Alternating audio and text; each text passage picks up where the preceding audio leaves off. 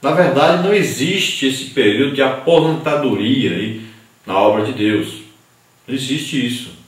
Então as pessoas podem se tornar aí, às vezes, idosas e os homens considerarem que elas não podem mais ficar na posição eclesiástica que elas se encontram. Tudo bem, mas você não pode agora achar que, devido a isso, acabou a sua vida de crente, sua vida de cristão, a sua vida de produzir no reino de Deus. Não, você pode continuar fazendo a obra de Deus e você pode cada dia mais crescer no conhecimento de Deus e cada dia ser mais usado por Deus. Tópico 2, o movimento do vento e das nuvens, vivendo o presente. Em Provérbios, Salomão usa frequentemente a linguagem metafórica para compartilhar suas ideias. Uma metáfora que revela bem esse recurso é a da formiga e do preguiçoso, Provérbios 6,6. Em Eclesiastes, encontramos o mesmo princípio da metáfora do vento, Eclesiastes 11,4. Não são poucos os intérpretes da Bíblia que observam nesse texto a ideia de movimento e imprevisibilidade da vida. O vento movimenta-se o tempo todo e as nuvens mostram-se imprevisíveis. Eis a metáfora da vida. Olhá-la e queixar-se dela sem tomar uma firme e sábia decisão diante dos seus obstáculos equivalem a esperar que o vento e as nuvens passem. Dessa forma, o ser humano assiste à existência passar sem nada realizar de concreto. Quem tem fé não age assim. Então devemos nos lembrar que a fé nos impulsiona.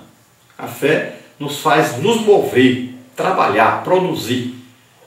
E a pessoa então não pode ficar aí assistindo as coisas passarem. Então, aqui Salomão fala daquele que olha o vento, fica olhando o vento, né? Vê o sol, as nuvens, o vento. Tem muito a ver com aquele preguiçoso, né? Que ele diz, vai ter com a formiga, vai ver que ela está produzindo, ela está guardando para a época que não vai poder andar por aí, vai estar chovendo muito. Então ela vai guardando, vai poupando. Faça alguma coisa, não pare. E tem a ver então com o vento, que você não vê de onde ele vem, para onde ele vai, mas você vê que existe o vento. E ele está o tempo todo passando para lá e para cá. Não para. Vem as nuvens, elas se deslocam para lá, deslocam para cá. E eles são imprevisíveis, você não sabe se de repente vai aparecer a nuvem ou não. Então, não fique olhando, esperando as coisas passarem. Você fica olhando aí, aconteceu isso, aconteceu aquilo, uma festa, ganharam tantas aulas. E você, cadê? O que você fez? O que você está fazendo? Só olhando o que está acontecendo, assistindo? Participe. Deus não quer saber notícias, Ele sabe. Ele quer saber o que você está fazendo, o que você está produzindo. Deus não quer saber o que você já fez no passado, Ele quer saber o que você está fazendo hoje, agora. Então esteja todo o tempo produzindo na obra de Deus, fazendo alguma coisa em prol do reino de Deus, em prol da salvação das pessoas, em prol de abençoar, de ajudar as outras pessoas. Na parte 3 nós temos aí vivendo com fé e esperança. Tópico 1, plantando a semente. Tópico 2, germinando a semente.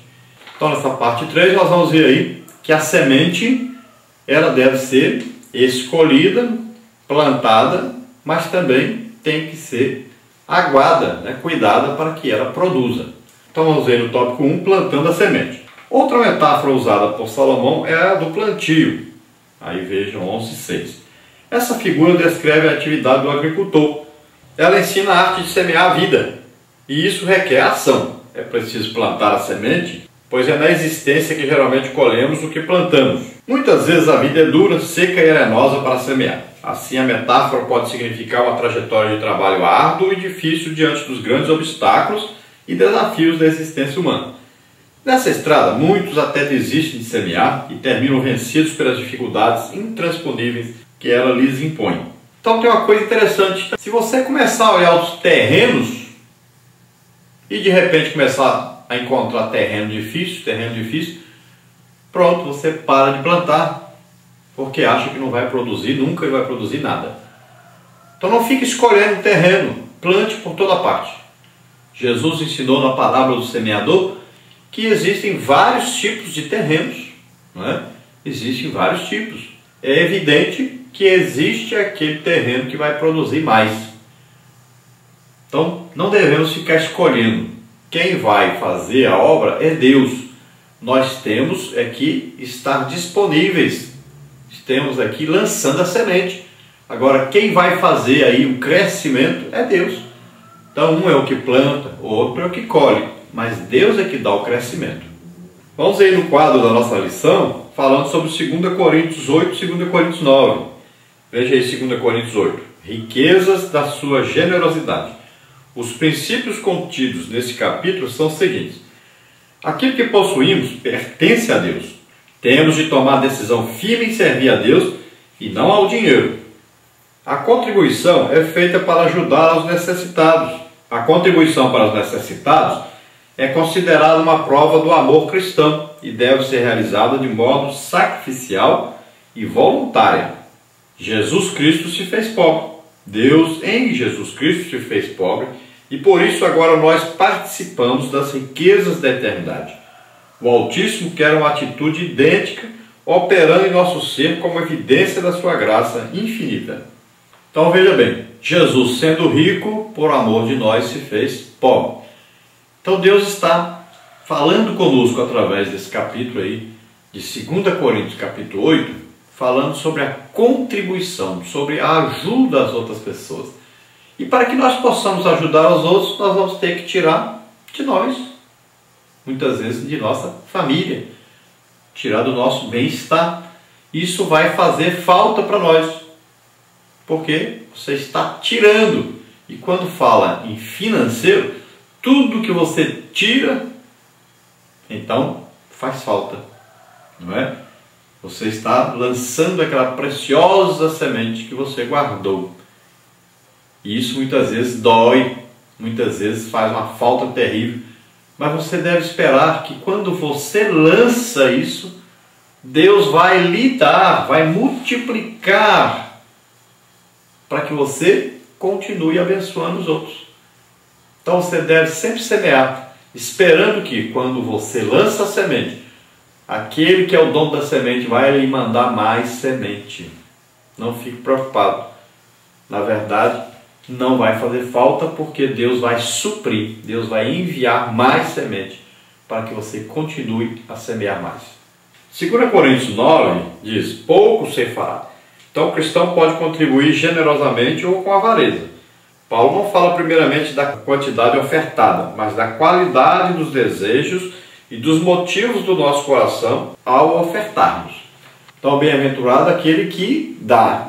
Bem-aventurado é aquele que dá com alegria, que está investindo no reino de Deus, que está ajudando as pessoas, contribuindo para o bem-estar das pessoas.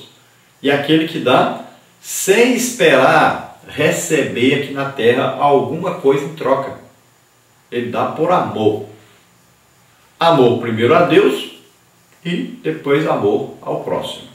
Abundar em vós toda graça. O cliente deve contribuir com o que pode para ajudar os necessitados. Ele verá que a graça de Deus é suficiente para suprir as suas próprias necessidades, a fim de que seja fecundo em toda boa obra. Então o crente deve ser sempre participante da boa obra, do ajudar os necessitados. E esse é um princípio que está claro na palavra de Deus em Atos dos Apóstolos. A igreja ajudava, tinha gente que vendia suas propriedades para ajudar os necessitados.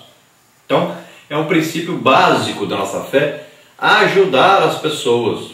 Então, em cada congregação deve haver aí um dia onde as pessoas vão levar aí a cesta básica, ajudar aí a fazer essas cestas básicas para abençoar aqueles que são necessitados, aqueles que estão doentes, aqueles que estão desempregados, aqueles que são idosos, aqueles que estão necessitados.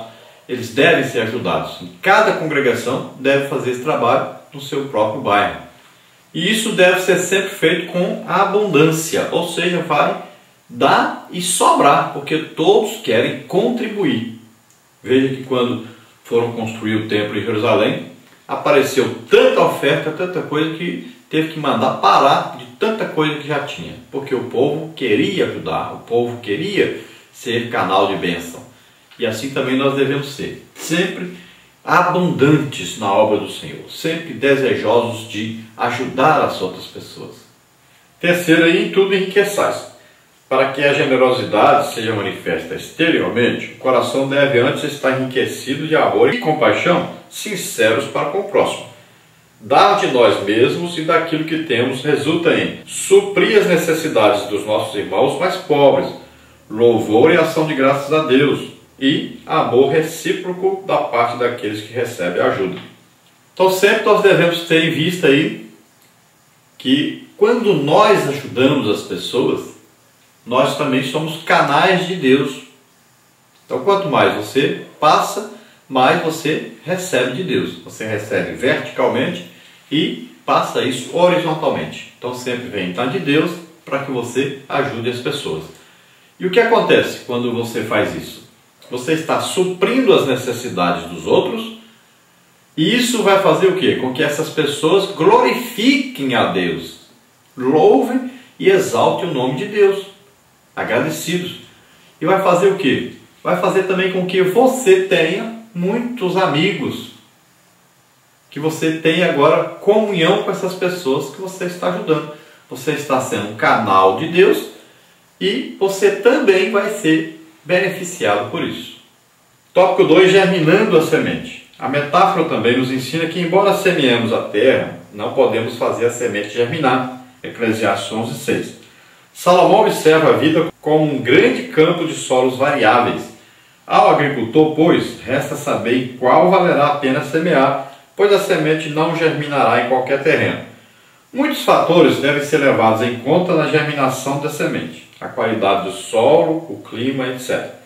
É urgente que o agricultor persevere nesse empreendimento, mas que igualmente tenha fé e esperança de que a semente germinará. De nada adianta observar o caos em que se encontra a sociedade e não tomar nenhuma atitude. Façamos a nossa parte como agricultores do reino de Deus. Semear a genuína palavra de Deus no coração de toda criatura humana. Lucas 8:5-15. E auxiliar o próximo necessitado. 2 Coríntios capítulo 8 até o capítulo 9. Então, ao semearmos, nós vamos notando aí que existem diversos tipos de terrenos, como na parábola do semeador que Jesus contou.